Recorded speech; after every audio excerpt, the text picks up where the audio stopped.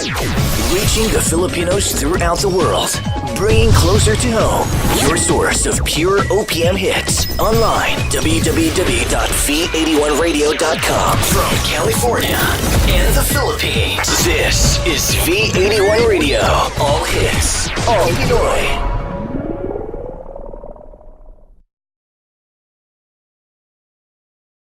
The views and opinions expressed by the host do not necessarily reflect the official policy or position of those from V81 Radio Management.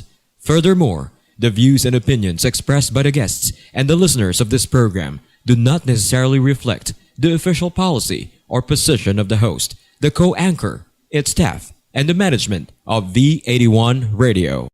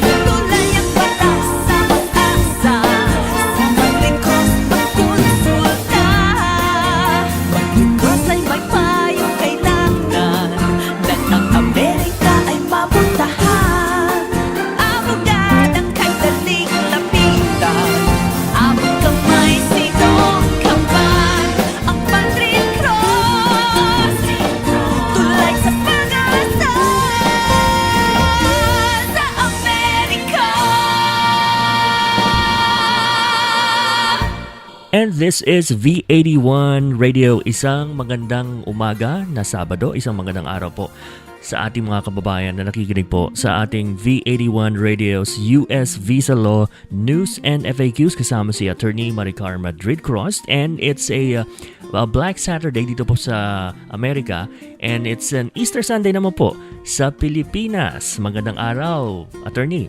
Magandang araw sa iyo, Gio, and magandang araw po sa inyong lahat. I hope you had a great Holy Week, and again, tomorrow we're going to be celebrating Easter. So, happy Easter po sa inyong lahat. Ayun, kamusta naman po ang ating sitwasyon, Attorney? What are your plans for tomorrow, for the Easter? Okay. So, well, first of all, we go to church, and of course, celebrate this day of renewal, di ba? Easter always represents renewal, and at the same time may bagong outlook sa buhay. Correct. At syempre po ay every week tayo po ay andito para po tulungan ng ating mga kababayan so kung may mga tanong man sila tungkol sa US immigration or anything that attorney and this program can help you.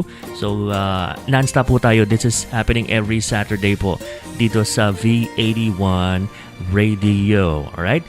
This week, Attorney, ang ating pag-uusapan, isa sa mga, I can say is napaka-common at saka nangyayari talaga ito sa mga Pilipino dito sa Amerika. Tama? Oo, at saka hindi lang naman mga Pilipino. Also, other people from other countries. Well, ang topic natin ngayon ay it's all about unlawful presence, and how to go about situations of misrepresentation, fraud, and the need for a waiver. So, well, we're talking about renewal sa Holy Week. Yeah. And what I'm saying is, kahit na anong situation, kung minsan may mga solutions din. Di ba? Yeah, that's right. Certain situations talaga medyo hindi matutulungan, pero well, it's always good to consult para malaman kung may paraan pa ba? Yes, tama no kasi hindi mo naman malalaman na may paraan pala kung hindi ka magtatanong sa isang expert so might as well yan nga renewal mas maganda yon. Anyway, meron tayo dito attorney isang napaka-intriguing na email kasi ayaw niyang magpakilala. Well, we respect naman yung sabi nga natin dito sa ating programa. We respect the confidentiality ng isang tao So ayaw niya magpa-name pero ang kaniyang tanong dito is if I have an H1B visa until 2018 but I'm no longer working for the employer, am I considered unlawfully present? Okay. Well, that's a good start para ma-define natin ang term na unlawful presence. Well, hindi ho ba pagka kayo ay pumapasok sa Amerika, I mean, if you're not a permanent resident or US citizen, pumapasok sa Amerika tapos nagkakaroon ng I-94. Nung araw, yung I-94, yun yung maliit na white card na naka-attach sa passport. And then nakalagay doon yung authorized period of stay. Okay. Or kung kailan mag-expire yung authorized stay ng isang tao. By the way, yung I-94 na yun, magmula nung May 2013, electronic na. They don't give you that I-94 anymore. So, you can access it electronically. Okay. So, ang tinatawag na unlawful presence ay yung if you're still here beyond that day that you were authorized to be in the United States. Ganun yan. Now, this should be distinguished from being out of status. So, yung tanong kanina, again, ulitin ko kung ako ay naka-H1B until 2018, pero hindi na ako nagtatrabaho sa employer, am I considered unlawfully present? So, since 2016 pa lang naman ngayon, nandun pa rin siya within that period of time, hindi pa nag-expire yung I-94. Although, by not working for the employer, that person or yung nagtatanong sa atin, he or she would be out of status. Ganon. Wala lang siyang status dahil hindi na niya man-maintain yung H1B visa because that H1B visa requires na dapat nagtatrabaho siya dun sa nag-petition sa kanya. Okay. So, kahit 2018 pa ang kanyang H1B visa, since umalis na siya dun sa employer na kung saan nag-petition sa kanya, he or she considered unlawfully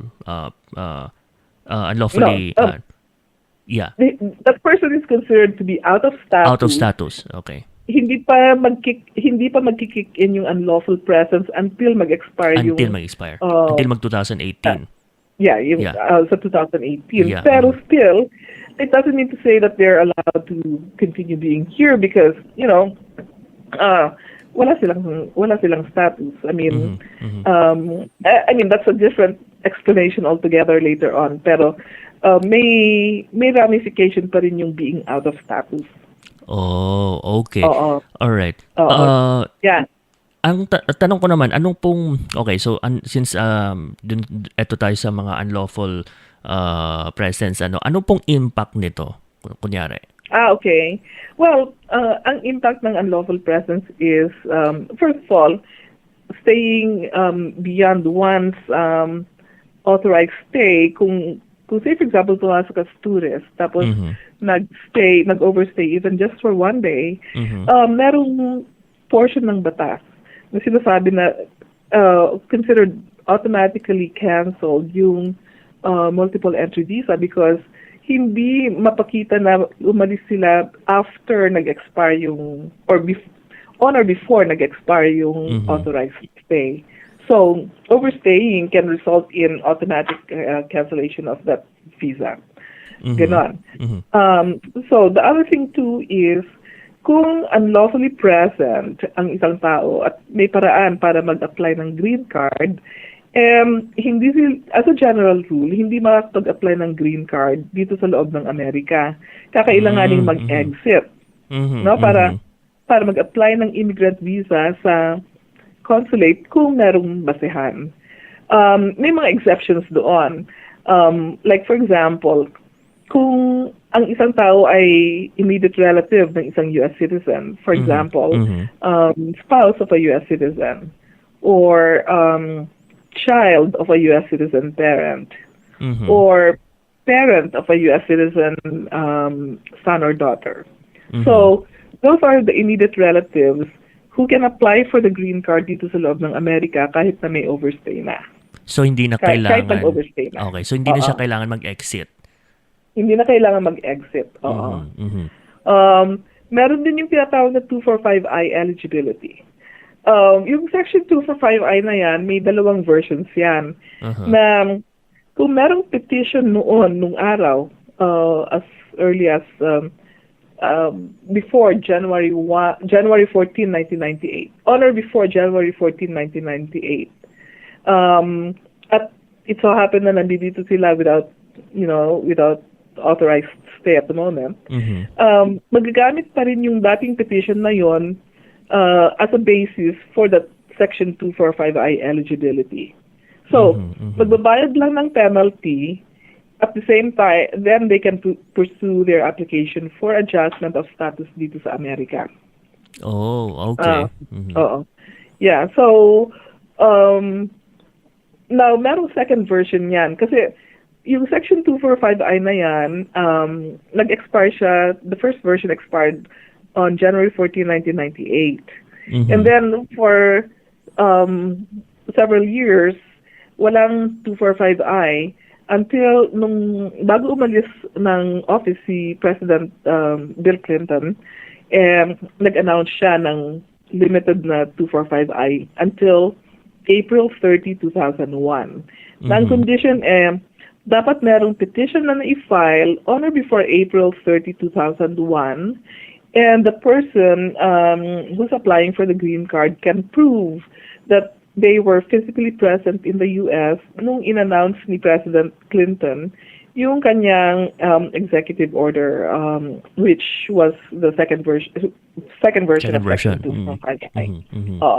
So, di ba, may mga narinig tayo, paano ka nag-apply ng green card? Kasi 245I eligible ako, nagbayad ako ng penalty na $1,000.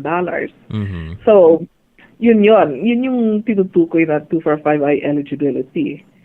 So, yun. So, meron naman yung those who are grandfathered under Section 245I. So, if there was a previous petition that was filed, on or before those dates that I mentioned to you, tapos, ngayon, say for example, that petition was previously denied, ganun, no? But it was approvable, but it was denied, maybe nawala na yung petitioner or some other reasons. Okay. Now, hindi na ipagpatuloy yung petition na yon. Pwede pa ba yun? Yeah. At this time, under the grandfathering rules, pwede pa rin magamit yung dating petition na yon as a basis for applying for the green card based on another petition. Okay. Posibleng noon merong family-based petition na hindi natuloy. Tapos ngayon, nagkaroon ng employer at this time. Nagkaroon ng employer, tapos nagkaroon ng employment-based application, nagkaroon ng labor certification, and then finally, pwede na silang mag-apply ng green card ngayon. If they are unlawfully present at the moment dito sa U.S., but they're 245I eligible by virtue of the previous petition, then pwedeng magbayad ng penalty and then proceed to apply for the green card based on the new petition that was filed recently. Alright. Balik tayo dun sa attorney sa dun sa tourist visa Sinabi mo na kahit one day pa lang ka nag-overstaying, so it is considered due as unlawful o dapat umalis ka on or before dun sa I-94 mo. Pag ganon, kunyari, anong mangyayari doon sa hindi na siya makaka-apply ba ever sa kanyang buhay, o anong pwede niyang gawin doon? No, it's not that he or she cannot apply for a visa ever. Again, it's hard to predict kung ano yung mga various situations, pero again, just like what I mentioned earlier, kung meron silang they're the beneficiary of an immediate relative petition, then pwede pa rin mag-apply ng green card. So, for example, okay, isang parent na, well, first of all, nagpunta dito as a green card holder, mag-asawa, tapos, it so happen na nag-stay na sila dito, tapos nagkaroon sila ng mga anak, and then for years and years, wala silang status. Ngayon, yung panganay nila naging 21. So now, they can be petitioned by the 21-year-old child dahil a 21-year-old can file a petition for parents kahit na nag-overstay na sila ng ganun katagal, immediate relative petition yon, and so pwede silang they can eventually get the green card through the petition of the 21-year-old son or daughter. Okay. Doon naman po sa mga kunyari nag-overstay pero umuwi siya. Ano bang ano doon? Hindi na ba siya makakabalik? Meron bang mababan ba siya or ano mangyayari po? So yun naman yung isang impact ng unlawful presence, no? So if a person overstays beyond 180 days, so 180 days is 6 months. 6 months. Kung nag-overstay ng lampas ng 6 months, then doon mailalagay doon sa tinatawag na 3-year and 10-year bar. Itong concept na ito na-introduce noong 1996 nung nagkaroon ng overhaul ng immigration laws. Pag ang isang tao ay nag-overstaying for more than 180 days at kinailangang umuwi, matitrigger yung 3-year or 10-year bar pag umalis sa Amerika. So, say for example, okay, pumasok ng last year, January 1, 2015, no? So, they were authorized to stay here only until June 30, 2015. Kung hindi nag-apply ng extension at nag-decide na lang na mag-stay dahil they were so convinced na dito na sila mag-stay, then magiging unlawfully present sila. So, after the end of the year, lumabas na yan ng 180 days, di ba? So, kung say for example, nagkaroon ng emergency ngayon at kinailangan nila talagang umuwi sa atin, then matitrigger yung yung 3-year bar. 3-year bar. Because 180 days, lampas pa lang ng 180 days yung kanyang overstay. Now, kung lumampas sila ng June 30, 2016. Remember, ang authorized stay nila ay hanggang June 30, 2015 lang. Yeah, so kung nakaabot na sila ng June 30, 2016, ibig sabihin 1 year na silang overstaying. Ganon. Now, kung say for example July 5 nagkaroon ng something that really caused them to have to they have to go home, then matitrigger yung 10-year bar naman. Oh, okay. So, okay. And well, it doesn't mean to say na mag-stay sila ng 10 years, ng buong 10 years dun sa atin, kung merong basehan for a waiver. Ganon, merong tinatawag na unlawful presence waiver. Okay. So yung waiver na yon is how do you paano yan? Anong lalaman ng waiver na yan? There are different types of waivers. Okay? So narong yung waiver na to counter yung 3-year and 10-year bar. Yun yung tinatawag na 601 waiver. It will enable the person to come back to the US before the lapse of 3 years or 10 years, depending on how long they overstayed, makakabalik sila as long as they're able to show hardship, extreme and unusual hardship on the part of a U.S. citizen, spouse or parent, or a green card holder, spouse or parent. So either a U.S. citizen or a green card spouse or parent. So they will not consider. Say for example, anak lang ang naiwan dito, and walang U.S. citizen na spouse or parent. Unfortunately, hindi magiging basihan ng waiver yung anak. Okay. Hindi pwede. Oo. So Okay. yeah. I mean, that's just one of the examples of waivers na that we deal with. Okay. Ganon. Okay. So, yung 180 days, so paglampas mo doon, ulitin natin yung 3-year na magti-take effect is only pag hindi ka lumampas ng 1 year. Tama ba? Yes. Yeah.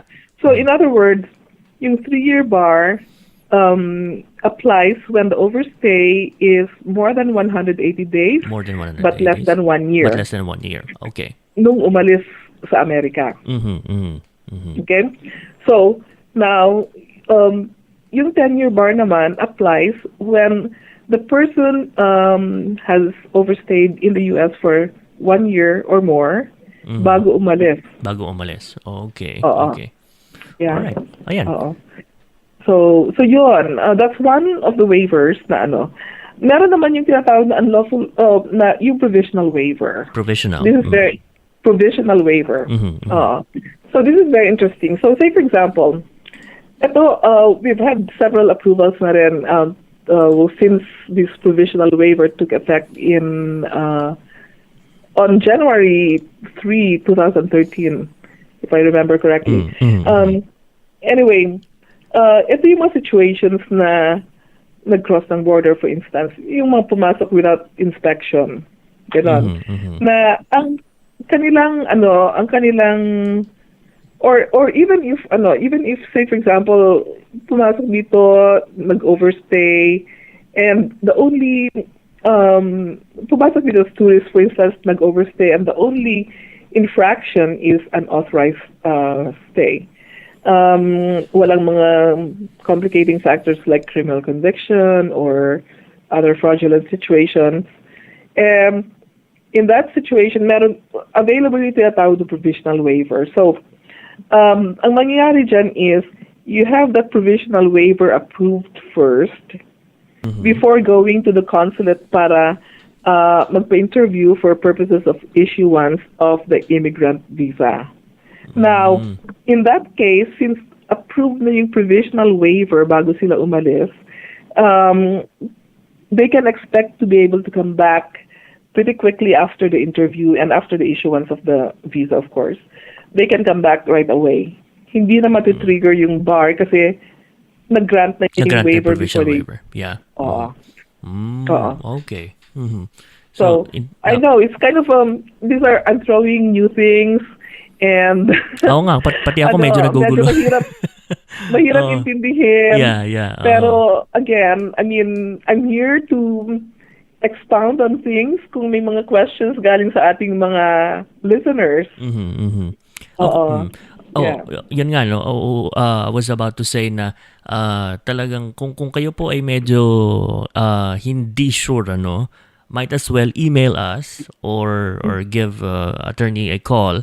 Para at least, hindi masasayang yung oras, di ba? Na kunyari, ikaw na lang mismo ang gumagawa ng paraan, tapos mali pala, syempre gumastos ka na. So, might as well 100% sure na mo na lang, ikonsulta mo na lang sa eksperto, Ayan, so... mas mabuting magkonsulta. I mean, of course, we don't guarantee the work. Kasi no such professional will say we guarantee the work. Kahit naman sinong professional, doctor man or what, they cannot guarantee na gagaling all the time. Tama. But we do our best in making sure na we meet the requirements of the law And in terms of that provisional waiver that I was telling you about, we used to be very nervous, baka hindi makabalik, but we've had successes, and it's been, I would say, it's been a 100% batting average, pero syempre, there's always a first time for teams. Yeah. Diba? Siyempre, ano na yan? Tatak Madrid Crost. We have to be realistic. Yeah, That's what I'm trying to say. Yeah. Okay, so ulitin natin. Thank you sa nagpadala kanina. No? Hindi niya sinabi yung pangalan niya. You can do the same. You can send us an email. Attorney, bigay natin yung email address natin for our listeners na makatanong. Email and then the contact number. Okay. I mean, you can send questions to questions@madridcross.com. So, ibig sabihin, pag may naisip yung tanong, I have a question. Yeah, okay, send it to questions@madridcross.com. And, of course, pwede naman kayong tumawag sa amin. And we have a toll-free number. It's 888-466-4478. And attorney, ito na po tayo sa ating mga callers. Q&A portion na po tayo dito sa ating US Visa Law News and FAQs. Mga kababayan, I think first time ito mangyayari dahil we have two guests na mismo na talagang pumunta po sa office ni Attorney Maricar Madrid Crost para magtanong. At syempre po, nalaman nila ang programa through V81 Radio. I think, Attorney, they're ready. Andyan sa office nyo po si Marlene and Liza. Yeah, I'd like to welcome Marlene and Lisa sa aking office, and thank you so much for coming by. They actually came from Iowa, and talagang sinadya nila na magpunta dito, to spend the weekend, but at the same time to join our program. Very good. So, Marlene, anong question mo? Meron po kasi akong problema tungkol po dito sa pag-overstay ko po dito sa Amerika. Bali po yung pumasok po ako dito sa Amerika na ang visa ko po ay H-2B visa po. Temporary worker. Opo. Nagtatrabaho po kasi ako sa isang hotel po. Bago po mag-expire yung H-2B visa ko po, may mga friends ko po pinapayuhan ako na mag-change status daw po para makakuha ng tourist visa. At saka habang po yun, naghahanap na rin po ako ng magiging trabaho ko para makapag-stay po ako dito sa Amerika.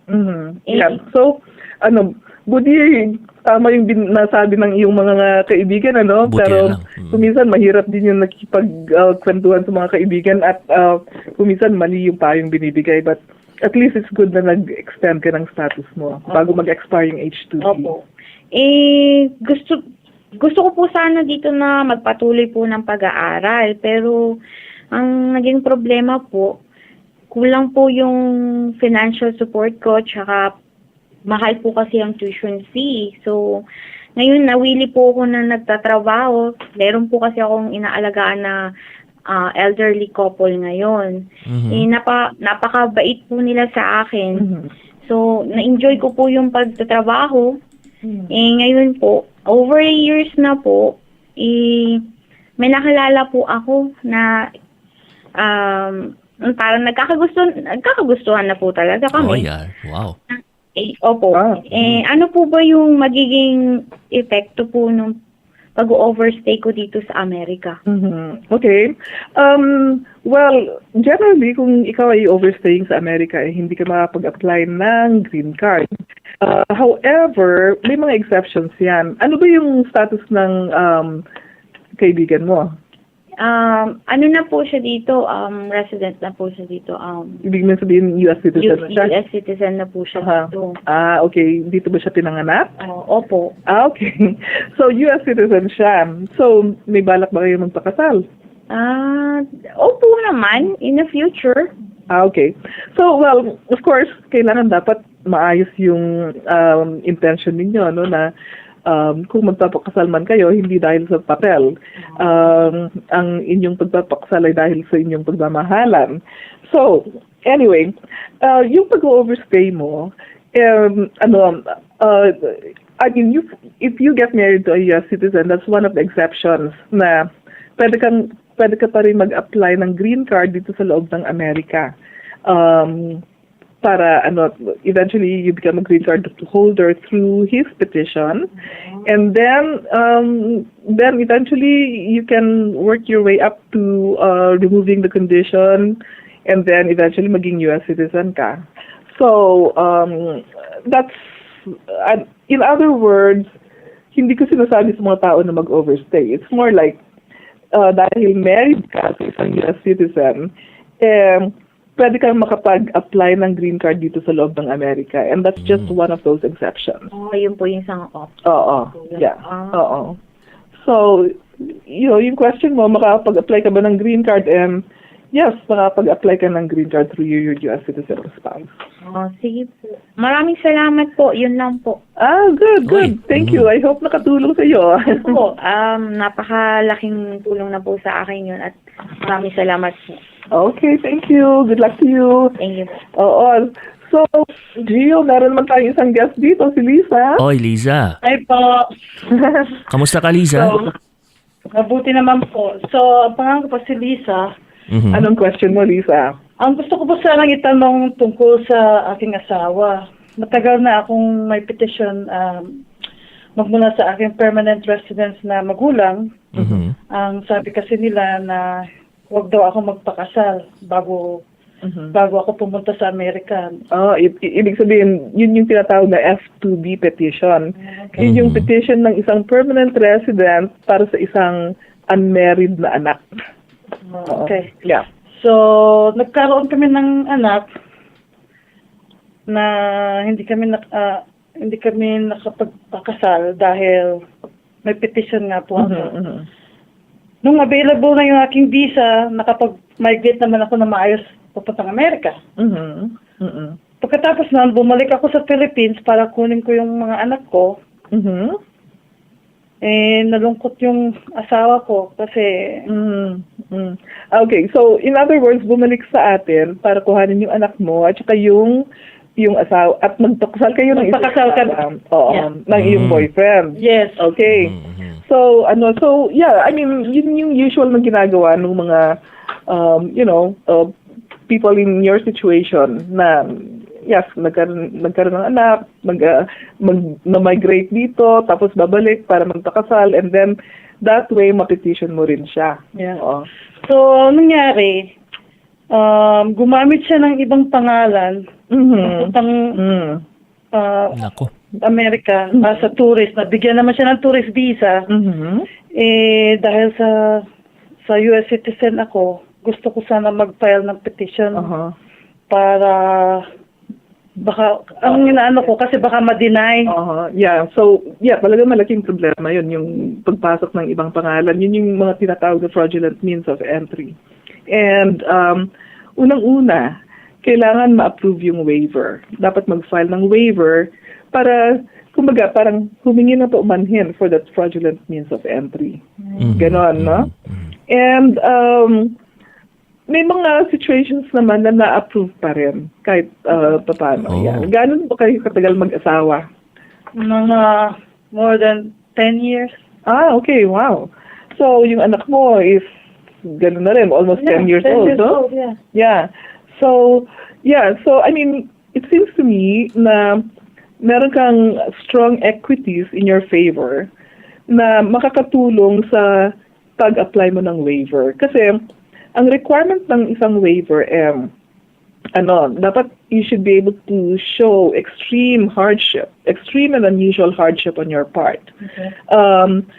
Para na kung hindi siya makapag-apply ng green card maghihirap ka. I mean, you'll experience extreme and unusual hardship. Right. So, yun yung pinaka-meet ng tinatawag na 601 waiver para humingi ng paumanhin para doon sa mga fraudulent means of entry or yung mga paggagamit ng ibang pangalan or even misrepresentations. Kung minsan may mga tinatawag na material misrepresentation na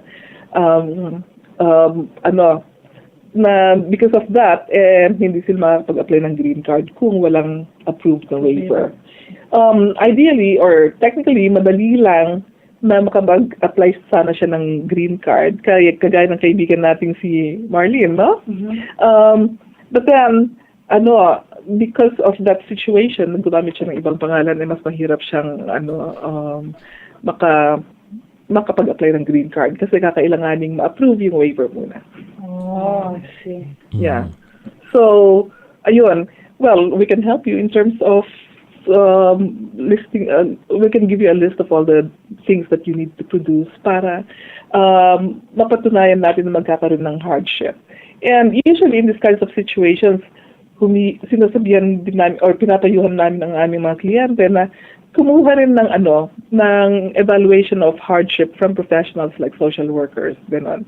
Sometimes it may need really counseling and so that you can, thresh out the hardship, the anxiety, and all that stuff. Dahil ang tinitingnan nila hardship based on that because of that yung paghihiwalay, because of financial reasons, medical reasons also. So kung meron kang nararamdaman, at least kailangan pa rin ng medical records to prove the hardship.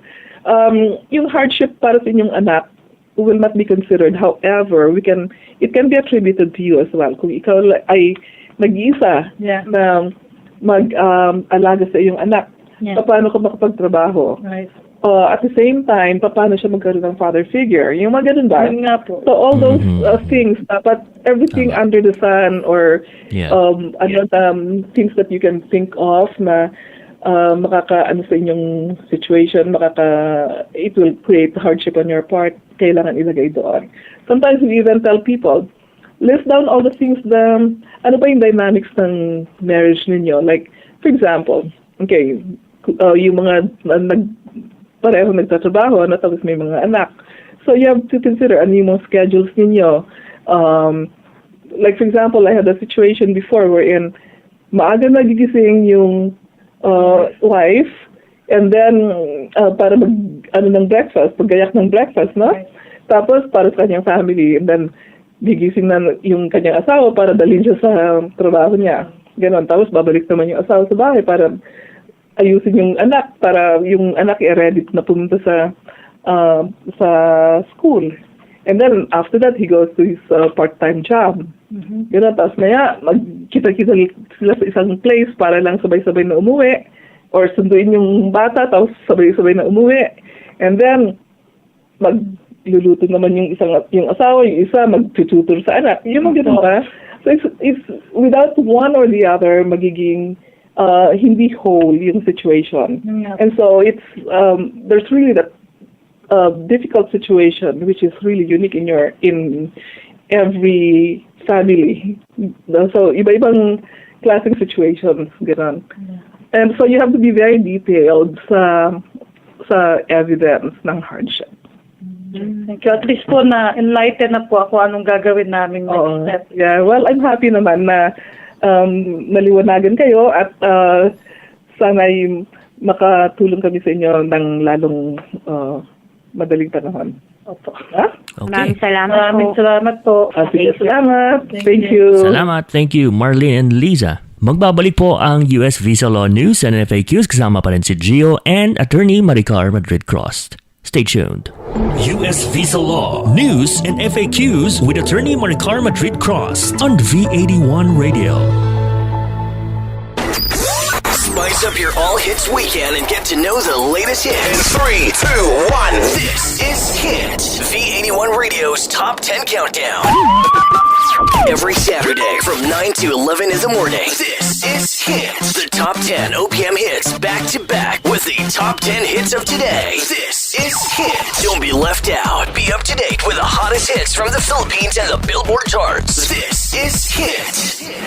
V81 Radio's Top 10 Countdown. Exclusively on your all hits internet radio station, V81 Radio. California's all hits, all Pinoy internet radio station. You're on V81 Radio.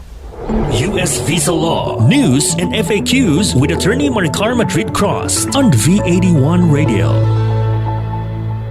At tayo po yung nagbabalik dito po sa ating US Visa Law News and FAQs na napapahingan po every Saturday. Kasama po si Atty. Maricar Madrid Crost and si Gio. Attorney, kanina nabanggit natin na they can send an email. Meron pong humabol. Magtatanong ho siya, nag-email ho siya sa atin and tama-tama dahil ang kanyang tanong ay kaugnay din sa ating pinag-uusapan. Alright, ang kanyang pangalan ay si Jason and sandali, ito yung kanyang tanong sabi niya, isa po akong physical therapist na kumuha po ng exam. Nung una, hindi po ako nakapasa at kumuha po ako ulit ng exam at buti naman po ako ay nakapasa. Pero ang problema po ay nag-overstay ako ng 1 buwan. Ang tanong ko po ay pwede po bang ituloy pa rin ang green card application kahit nag-overstay na po ako ng 1 month? Okay. Hi, Jason. Well, I have good news for you. I believe that you are still able to apply for the green card, and you could actually. Meron yung tinatawag na Section 245K. And this applies to those who are applying for the green card through the petition of an employer. So, I would assume na merong petitioner para kay Jason, So ngayon, physical therapists, they fall under, generally under that EB2 category. Yun yung second preference for employment-based petition na walang hinihintay na priority date.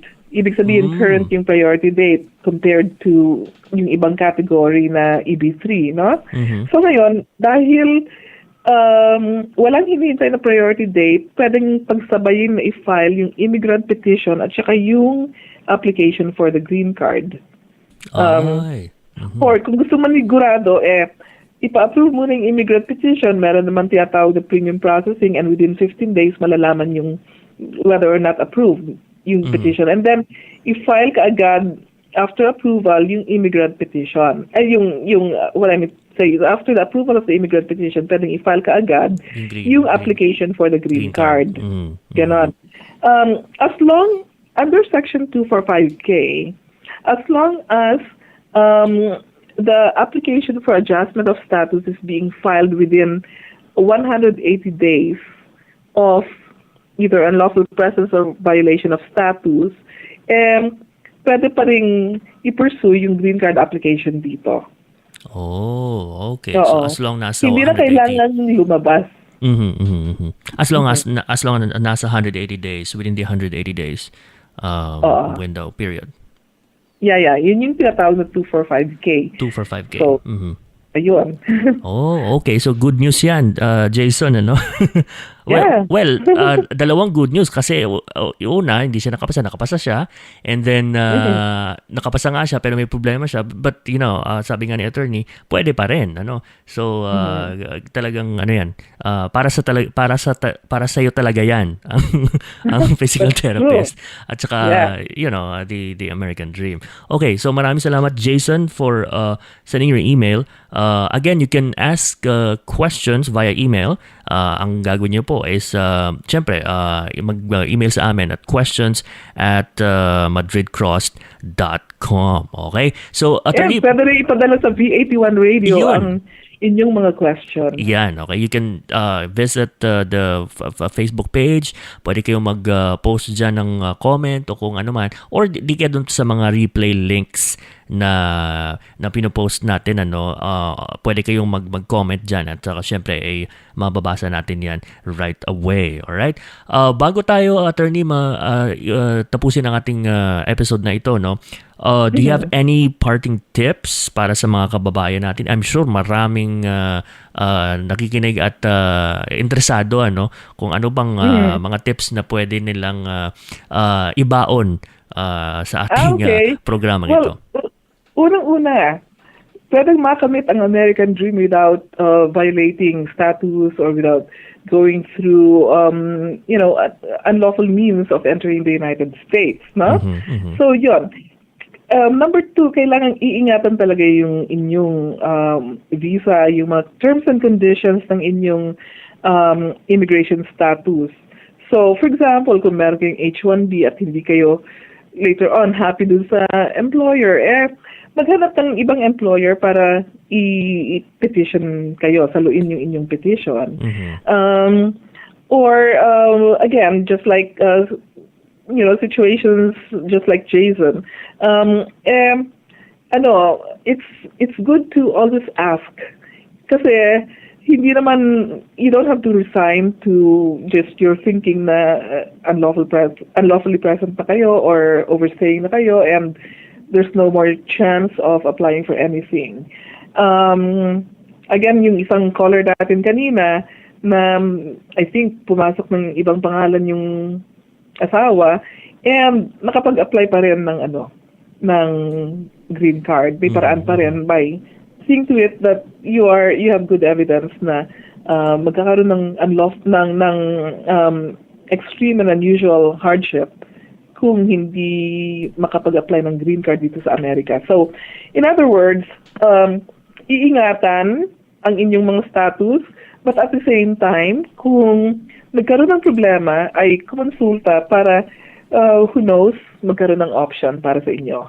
Oh, okay. So, napaka-clear, no? Ingatan ang status para tuloy ang forever.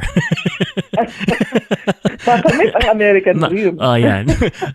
Ingatan ang status para tuloy ang forever at makamit ang American Dream. Yan, okay? So, tandaan yan. Alright. Sa susunod naman, attorney, next week, ano naman po ang ating abangang episode ng ating mga kababayan? Okay, we'll be talking about removal proceedings and relief from removal.